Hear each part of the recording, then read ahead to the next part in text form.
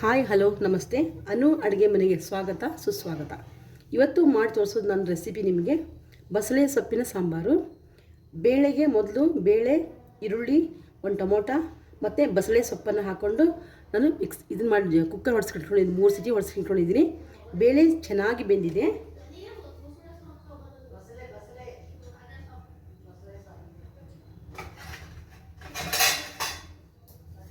ನೋಡಿ, ಈ ರೀತಿಯಾಗಿ ಬೇಳೆ ಎಲ್ಲ ಬೆಂದ್ಕೊಂಡ್ಬಿಟ್ಟಿದೆ, ಸೊಪ್ಪು ಎಲ್ಲ ಬೆಂದಿದೆ.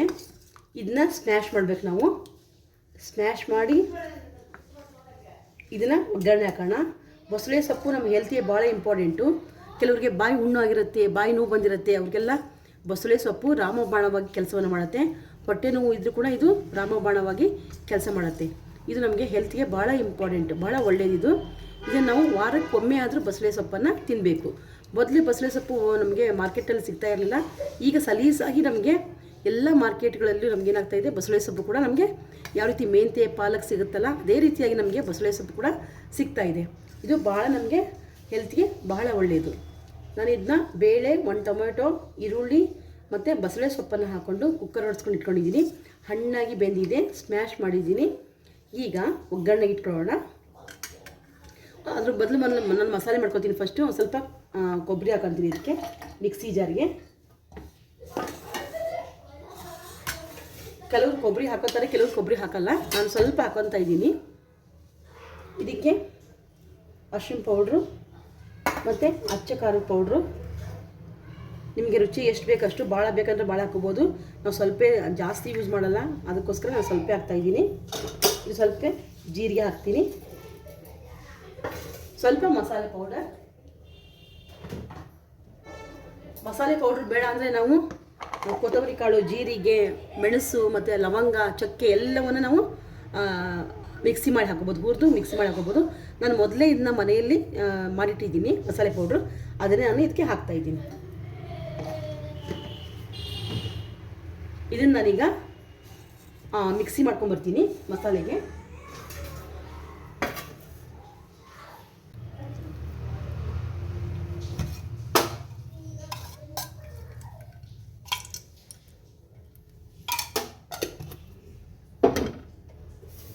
ಮನೆಯಲ್ಲೇ ಕೂಡ ನಾವು ಬಸಳೆ ಸೊಪ್ಪನ್ನು ಬೆಳಿಬೋದು. ಸ್ವಲ್ಪ ಜೀರಿಗೆ, ಸಾಸಿವೆ, ಆದಮೇಲೆ ಒಗ್ಗರಣೆಗೆ ಬೆಳ್ಳುಳ್ಳಿ, ಕರಿಬೇವು,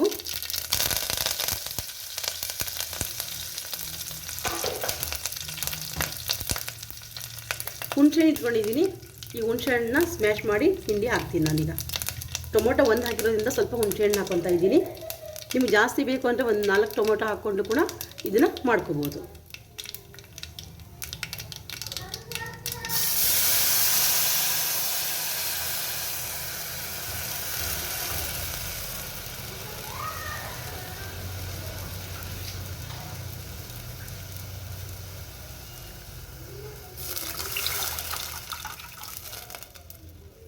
ಇದು ಚೆನ್ನಾಗಿ ಕುದ್ದು ಬರಲಿ. ಇದಕ್ಕೆ ಮಸಾಲೆ ಮಾಡ್ಕೊಂಡಿದ್ದೀವಲ್ಲ, ಮಿಕ್ಸಿ ಹಾಕಿರೋದನ್ನ ಇದಕ್ಕೆ ಹಾಕ್ತೀನಿ ನಾನು.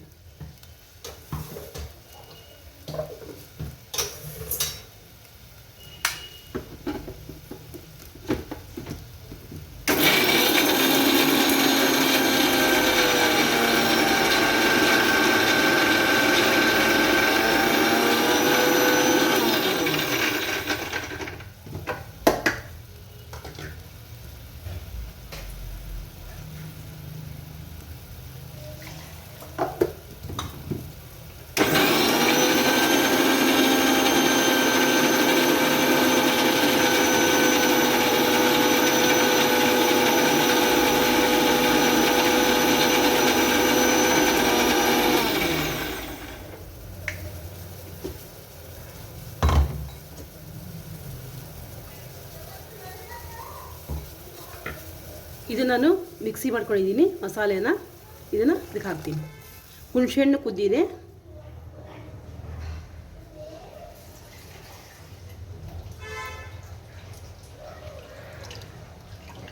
ಇದಿಷ್ಟು ಚೆನ್ನಾಗಿ ಕುದ್ದು ಬರಲಿ ಈಗ.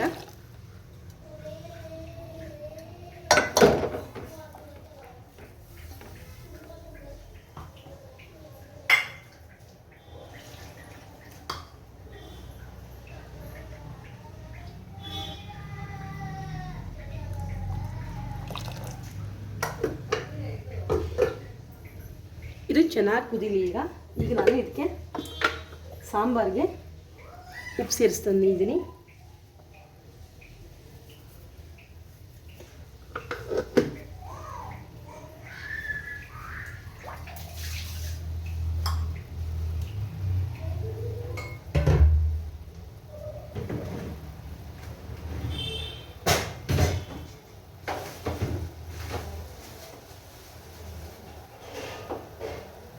ಇದು ಹುಣಸೆಹಣ್ಣು ಹಾಕಿರೋದ್ರಿಂದ ಸ್ವಲ್ಪ ಬೆಲ್ಲ ಹಾಕುತ್ತಿದ್ದಾನೆ.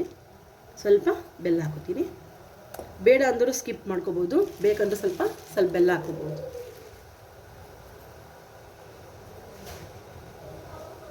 ಬೆಲ್ಲ ಹಾಕೊಂಡ್ರೆ ಹುಳಿ ಸಿಹಿಯಾಗಿ ಚೆನ್ನಾಗಿ ಬರುತ್ತೆ. ನಮ್ಗೆ ಹುಳಿ ಅನಿಸಲ್ಲ, ಅವಾಗ ಚೆನ್ನಾಗಿ ಸಾಂಬಾರು ಆಗುತ್ತೆ. ಇದು ಚೆನ್ನಾಗಿ ಕುದೀಲಿ. ಇದು ಕೊದ್ದ ಮೇಲೆ ಬಸಳೆ ಸೊಪ್ಪು ನಾನು ಕುದಿಸಿಟ್ಕೊಂಡಿದ್ದೀನಲ್ಲ ಕುಕ್ಕರಲ್ಲಿ, ಅದನ್ನು ಇದಕ್ಕೆ ಆ್ಯಡ್ ಮಾಡ್ತೀನಿ.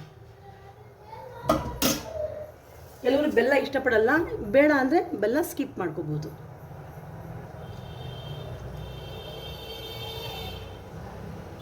ವಾರಕ್ಕೆ ಒಮ್ಮೆ ಆದರೂ ಇದನ್ನು ತಿಂದರೆ ನಮ್ಮ ಹೆಲ್ತ್ ಕೂಡ ಹೆಲ್ತ್ ಚೆನ್ನಾಗಿರುತ್ತೆ. ಹೆಲ್ತ್ ಕೂಡ ಇಂಪಾರ್ಟೆಂಟ್ ಅಲ್ಲ, ಹಾಗಾಗಿ ಈ ಸೊಪ್ಪನ್ನು ನಾವು ತಿನ್ನಬೇಕು. ಮಕ್ಕಳಿಗೆ ಕೂಡ ಇದು ಕೊಡಬೇಕು.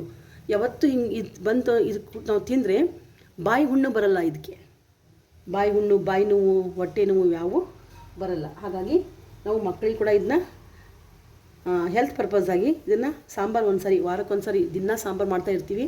ಅದೇ ರೀತಿ ಇದೊಂದು ವಾರದಲ್ಲಿ ಒಂದು ಸಾರಿ ಮಾಡಿ ನಾವು ಮಕ್ಕಳಿಗೆ ತಿನ್ನಿಸ್ಬೋದು.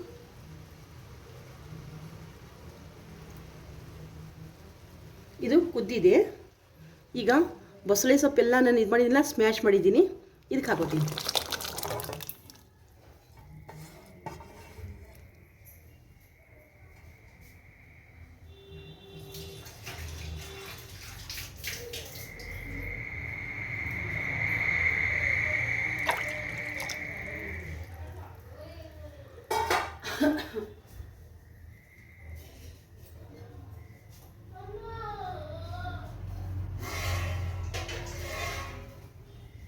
ಒಂದು ಸಾರಿ ಈ ಟೈಪ್ ಮಾಡಿ ನೋಡಿರಿ, ಭಾಳ ರುಚಿಯಾಗುತ್ತೆ, ಟೇಸ್ಟ್ ಆಗಿರುತ್ತೆ ಸಾಂಬಾರು.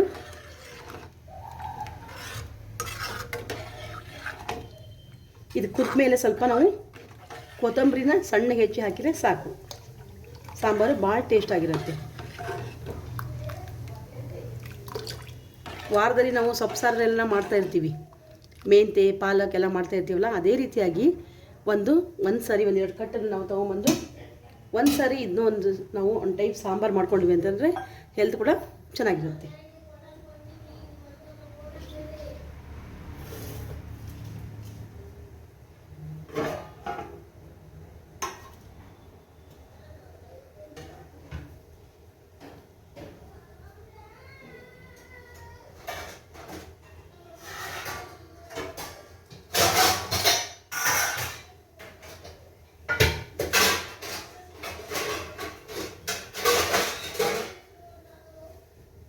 ಇದು ಚೆನ್ನಾಗಿ ಕುದೀಲಿ ನಮಗೆ.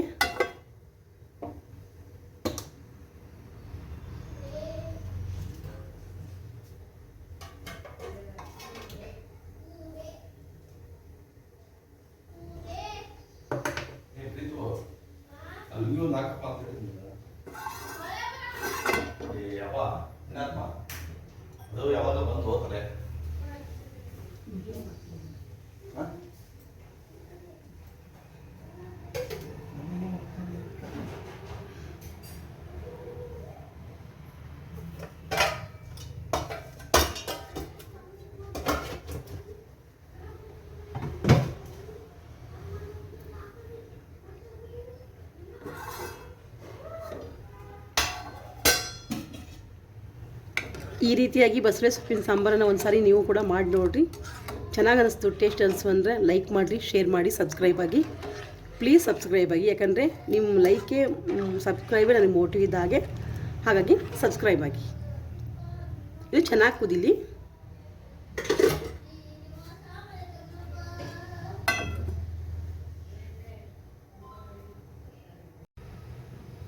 ನೋಡಿ ಎಷ್ಟು ಚೆನ್ನಾಗಿ ಈಗ ಸಾಂಬಾರು ಕುದ್ದಿದೆ. ಕುದ್ದ ಮೇಲೆ ಕೂಡ ಈ ಸಾಂಬಾರು ಭಾಳ ಟೇಸ್ಟಾಗಿ ಸ್ಮೆಲ್ ಚೆನ್ನಾಗಿ ಬರುತ್ತೆ. ಇದು ಒಂದು ಸಾರಿ ಈ ರೆಸಿಪಿಯನ್ನು ನೀವು ಕೂಡ ಮನೇಲಿ ಮಾಡಿ ನೋಡಿರಿ. ಲೈಕ್ ಆಯಿತು ಅಂದರೆ ಶೇರ್ ಮಾಡಿರಿ, ಸಬ್ಸ್ಕ್ರೈಬ್ ಆಗಿ. ಮೇಲೆ ಸಾಂಬಾರು ಕುದಿದಾಗ ಮೇಲೆ ಸ್ವಲ್ಪ ಕೊತ್ತಂಬರಿ ಹೆಚ್ಚಾಗಿದ್ರೆ ಸಾಕು. ಬಸಳೆ ಸೊಪ್ಪಿನ ಸಾಂಬಾರು ರೆಡಿ. Thank you.